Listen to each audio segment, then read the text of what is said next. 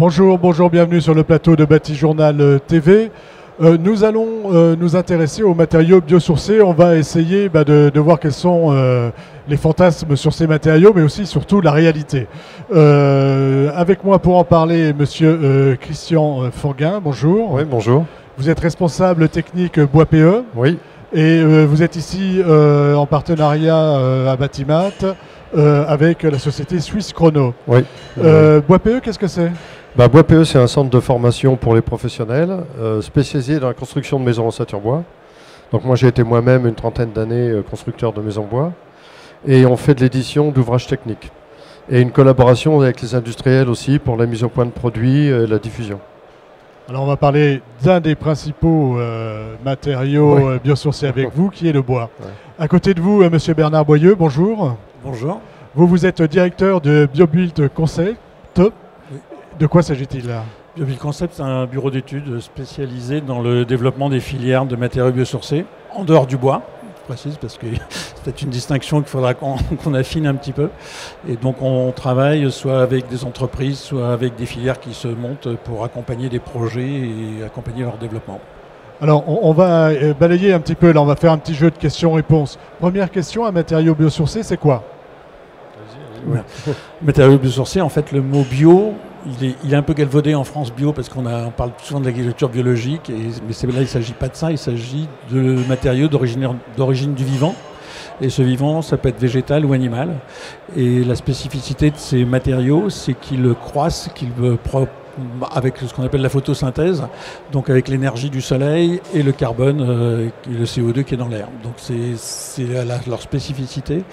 Et à ne pas confondre avec d'autres matériaux très naturels, je ne sais pas comment il faut les appeler, géosourcés, tels que la terre crue, la paille, etc. Voilà, c'est différent. Hein, même si construire avec de la terre crue, c'est très vertueux, ce n'est pas un matériau biosourcé, tout à fait, mais c'est un matériau géosourcé. Votre définition à vous du matériau biosourcé, et où est-ce que vous mettez le bois là-dedans ? Le bois, je dirais que c'est le matériau biosourcé le plus ancien et le plus moderne. Il trouve toujours sa place. Matériau qui stocke énormément de CO2 par sa masse, par son volume, très facilement renouvelable. On maîtrise parfaitement le renouvellement du bois en France, avec plein d'essences variées. Et puis un matériau dont on exploite de plus en plus toutes les vertus en allant vers la chimie du bois, vers des matériaux transformés, de l'ingénierie. C'est un matériau, c'est étonnant parce qu'on construit avec depuis des millénaires et c'est presque le matériau biosourcé le plus moderne qu'on a aujourd'hui. Voilà, donc c'est l'avantage d'avoir quelque chose qui dure dans le temps et qui sera peut-être, on ira encore plus loin et on va le voir avec la chimie du bois. Sans doute. Sur les biosourcés, est-ce qu'ils ont les mêmes qualités ? Est-ce qu'on leur demande les mêmes propriétés ? Et est-ce qu'ils sont testés de la même façon que, alors je pense aux isolants par exemple, mais il y en a d'autres, que les matériaux classiques, dits classiques ou industriels ? Absolument, ils rentrent exactement dans les mêmes cadres. Pour les matériaux biosourcés qui sont sur le marché aujourd'hui, pour une grande majorité, sont sous avis technique. Ça passe par le GSE groupement spécialisé numéro 20 qui est le même pour les autres minéraux, pour les isolants minéraux. Donc on est, même s'il y a des spécificités, mais les exigences sont les mêmes, voire parfois un petit peu plus dures puisqu'on n'a quand même pas le vécu et l'expérience, donc on attend un peu plus de sécurité du côté de ces matériaux. Quelles sont les spécificités des matériaux biosourcés lorsque l'on parle, en dehors du carbone, en dehors du stockage carbone, lorsque l'on parle d'isolation par exemple ?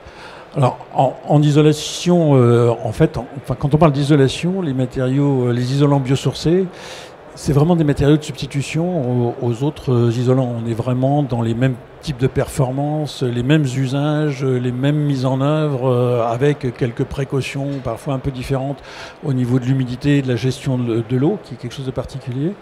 Voilà. Mais on est vraiment dans le même domaine. Le plus, il est environnemental, il est aussi sur des aspects souvent de déphasage, d'inertie, qui font que c'est des matériaux qui peuvent... faut pas généraliser parce qu'on peut faire tout, qui présente souvent des aspects intéressants au niveau confort global et en particulier confort d'été. Sur cet aspect, M. Forguin, vous voulez ajouter quelque chose ? Pour le bois, on peut rappeler que le matériau bois, c'est le seul matériau de structure renouvelable, contrairement à l'acier et au béton. Et il a un autre avantage aussi, c'est qu'il est relativement local, dans un rayon de 200 km en France, on trouve partout de l'approvisionnement en bois aujourd'hui. Hein, contrairement à l'acier où c'est pas forcément le cas. Ça a eu été local. Ouais, ça a eu été le pour cas, être un ancien de la sidérurgie. Ouais, ouais. Le matériau biosourcé et le bois, c'est forcément un matériau local, d'ailleurs? Non. Pas forcément, mais... Non, c'est vrai que sur le bois, il y en a encore beaucoup qui voyagent de très loin parce qu'on en utilise beaucoup plus. Si on prend l'exemple du chanvre, par exemple, avec lequel donc, on va faire des isolants en chanvre et puis du béton de chanvre. Ouais. D'ailleurs, est-ce que le béton de chanvre est considéré comme matériau biosourcé? Alors absolument. Alors, la difficulté sur ces matériaux biosourcés, c'est le pâté aux alouettes. À partir de combien d'alouettes ça devient du pâté aux alouettes? Voilà. Donc là, il y a une question qui n'est pas tranchée. Mais c'est vrai que les bétons végétaux, où on remplace la totalité des granulats par des granulats végétaux. Voilà, parce qu'il n'y a pas que le chanvre, hein, il y a le miscanthus, voilà, il y a d'autres expériences. Le béton de bois, on connaît ça depuis plus d'un siècle. Hein, donc il y a une expérience très forte dans ce domaine. Donc oui, pour moi, c'est vraiment des matériaux biosourcés parce que, c'est des chiffres que tout le monde le connaît, le béton, enfin le ciment, c'est 5-6% des gaz à effet de serre mondiaux. Et les options pour améliorer le bilan carbone des bétons, les bétons biosourcés sont une des options pour mais c'est pas moi qui le dis, hein, c'est les fabricants de béton. Sur cet aspect local et biosourcé, je vois oui, parce que j'étais parti sur le chanvre, excusez-moi, vous vouliez ajouter quelque chose? Non, pour le bois, effectivement, je disais local, ça va être de plus en plus local. Aujourd'hui, par exemple, pour les résineux, 80% des résineux viennent de Scandinavie. Hein. Mais de plus en plus, en France, il y a le bois français, on en parle, on essaie de sensibiliser les gens et de les former à l'utilisation de ce bois. On commence à avoir des stocks très importants devant nous et de plus en plus, le bois sera local, ça c'est évident. Hein. Parce que il y a des réglementations sur le bois, on le qualifie de mieux en mieux, les scieries s'équipent de mieux en mieux pour qualifier les bois et l'exploiter au mieux, trier parfaitement les essences. Donc il y a d'énormes progrès qui sont faits et on aura un matériau tout à fait disponible pour plein d'usages. Alors, si on prend le chanvre, le lin, la paille, on est forcément local ou alors est-ce qu'il y a des produits qui voyagent beaucoup? Il y a des produits qui voyagent encore beaucoup. Sur la paille, assez peu, quoique si on regardait les bâtiments parisiens qui ont été construits en paille, c'est pas aussi net que ça. Mais c'est parce qu'on est surtout sur des filières qui sont très émergentes encore. Et on parlait tout de suite des granulats. L'objectif, c'est de pouvoir utiliser les granulats qu'on va trouver en local, mais que ce soit pour faire des bétons, on peut aussi bien trouver du chanvre que du miscanthus. Aujourd'hui, malheureusement, et c'est un aspect sur lequel on travaille, il n'y a pas une normalisation homogène. Donc c'est très difficile de passer de l'un à l'autre. Donc quelqu'un qui développe un produit avec du chanvre de tel endroit aura du mal à faire la même chose à l'autre bout de la France si les granulats de chanvre ne sont pas les mêmes et encore plus s'il va utiliser du miscanthus. Donc on travaille là-dessus à essayer de normaliser ces granulats pour essayer d'ouvrir justement le marché. Oui, je pense qu'il faut... Là, aujourd'hui, effectivement, avec les matériaux biosourcés, je pense aux bâtiments bois isolés en paille. Effectivement, on essaie de généraliser un peu le système, mais il faut revenir au principe d'écosystème. C'est-à-dire, je vois faire de la construction paille, par exemple, en Limousin ou en Corrèze, il n'y a pas de paille. Donc ça n'a pas vraiment de sens. Alors qu'il y a des régions... Donc on peut localiser comme ça. Je pense que ce n'est pas des systèmes vulgarisés, c'est des systèmes à localiser. Hein, comme ça se faisait, avant. Quoi. Voilà. Et si on parle de Paris et de la région parisienne, tout autour de Paris et de la Grande Couronne, il y a de la paille partout. Oui, il y a de la paille partout, il y a 2 chanvrières. Donc oui, il y a un potentiel autour de Paris qui est important. Il y a un potentiel très important autour de la grande région parisienne. Maintenant, les 2 premières écoles qui se sont construites à Paris en bois et paille, les structures, tout est venu de relativement loin. Parce que ce n'était pas évident, la filière n'existait pas. Voilà. La filière bois est bien organisée. Oui, de plus en plus. De plus en plus, en tout cas. Les filières biosourcées ont besoin de s'organiser encore. Ah oui, tout à fait. Je pense que c'est un de leurs problème. Je pense que jusqu'à maintenant, on a vu ces filières un petit peu sous une vision agricole, en particulier celle du chanvre, sur laquelle on revient toujours. On s'aperçoit aujourd'hui que ça ne correspond pas forcément au marché du bâtiment. Dans le chanvre, déjà, il y a des bétons et des isolants, donc c'est un peu compliqué. Et moi, je pense qu'on a une tendance à organiser les filières plutôt par application, par utilisation. Et on retrouve trois grands groupes, en fait, les fabricants d'isolants, qui sont dans une organisation qui s'appelle la CIV. Une autre qui est la paille, qui est un isolant un peu particulier par sa mise en œuvre, sur lequel il y a une organisation qui existe. Et sur le troisième grand groupe, qui serait les bétons et mortiers végétaux, aujourd'hui, il n'y a pas d'organisation. Et donc, on est en train d'en créer une qui s'appelle Sable Vert, pour rien dévoiler. Et voilà, donc je pense que ça va se structurer comme ça à la longue, parce qu'en fait, ces trois filières ne sont pas confrontées aux mêmes exigences, aux mêmes besoins, etc. Il faut faire un développment par filière. Absolument. Un peu comme l'a fait le bois. Absolument, oui, tout à fait. Tout oui. à fait. Moi, j'ai un problème avec les matériaux. J'ai deux problèmes avec les matériaux biosourcés.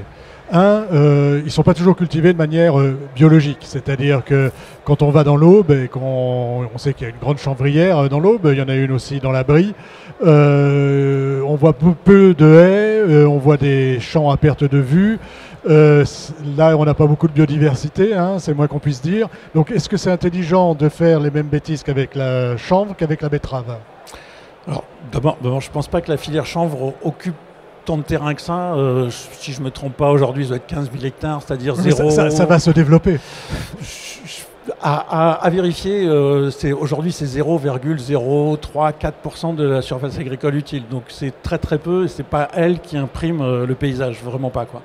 Alors, le chanvre se cultive très très bien en culture biologique. Hein. Alors est-ce que ce serait pas une bonne idée? Ce que je veux dire, c'est que quand on vante un matériau bas carbone, est-ce que ce serait pas une bonne idée d'aller plus loin et de vanter aussi une agriculture un peu plus soutenable? C'était ça la question.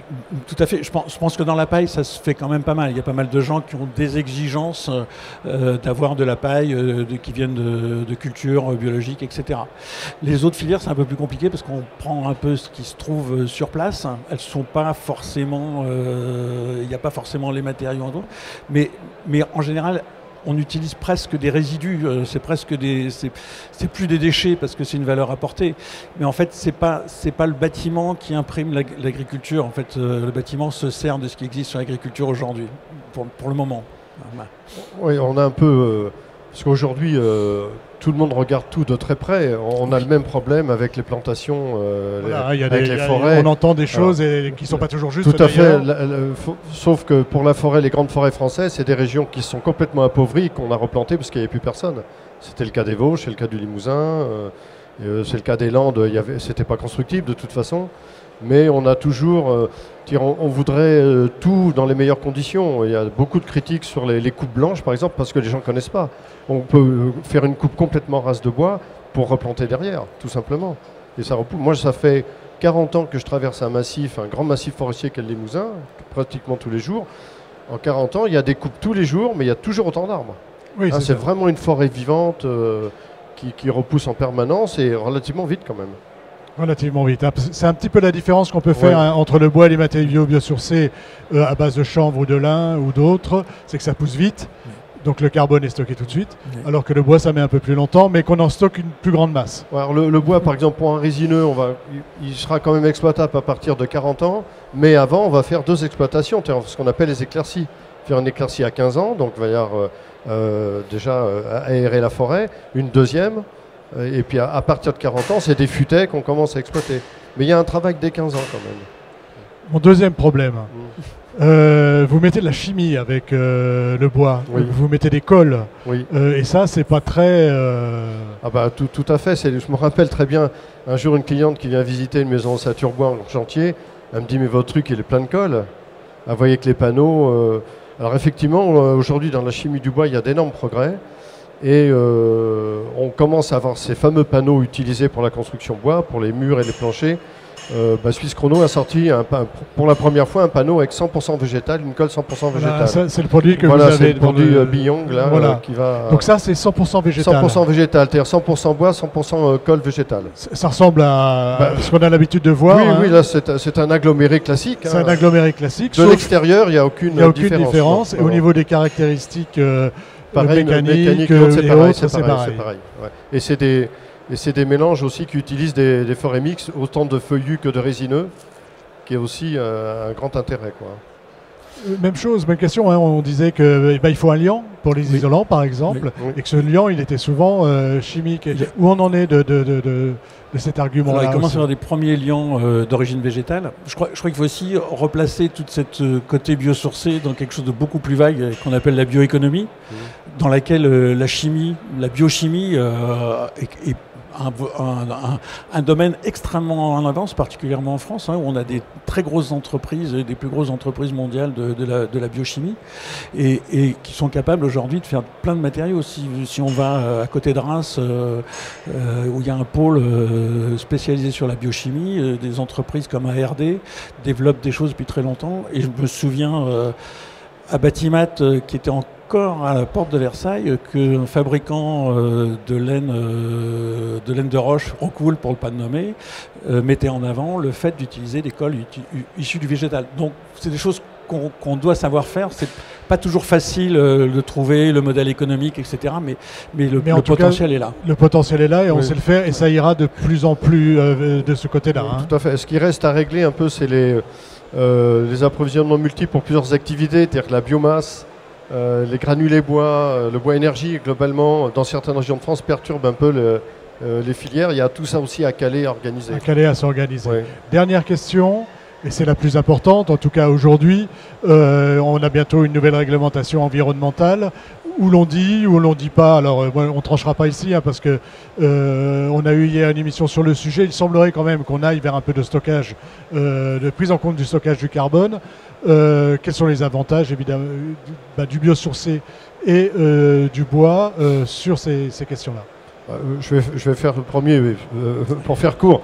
Le bois par la masse, hein, la quantité énorme qui est utilisée dans le bâtiment, il y a un stock de CO2 qui est colossal.